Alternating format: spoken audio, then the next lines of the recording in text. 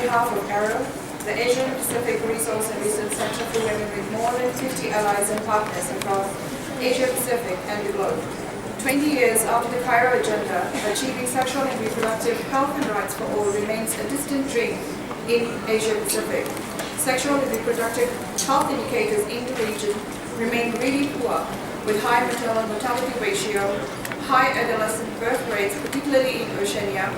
high unmet need for contraception in South Asia, followed by Southeast Asia, and women representing almost 35% of people living with HIV in Asia over the past decade.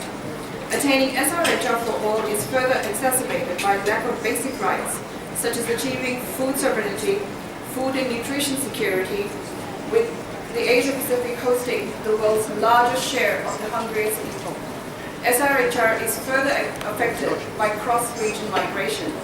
Women constitute a large portion of this population and are affected with restrictions on mobility, screenings for pregnancies, and STIs, including HIV. Asia Pacific is vulnerable to climate change, aggravating the socio-economic divide and leading to food insecurity and gender power hierarchies, and posing increased risks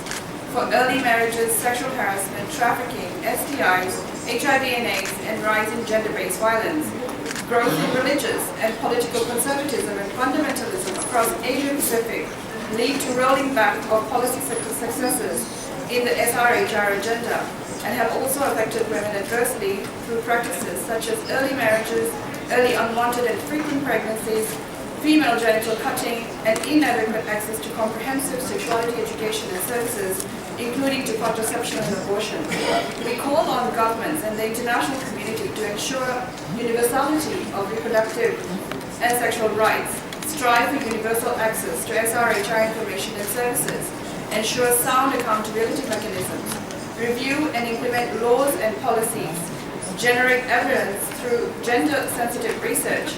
and address the effects of religious extremism, increased vulnerabilities to climate change, migration, disasters, poverty, and food insecurity. These must be done with focus on marginalized groups, including women, young people, sexual and gender minorities, people living with disabilities, indigenous people, migrants, ethnic and religious minorities,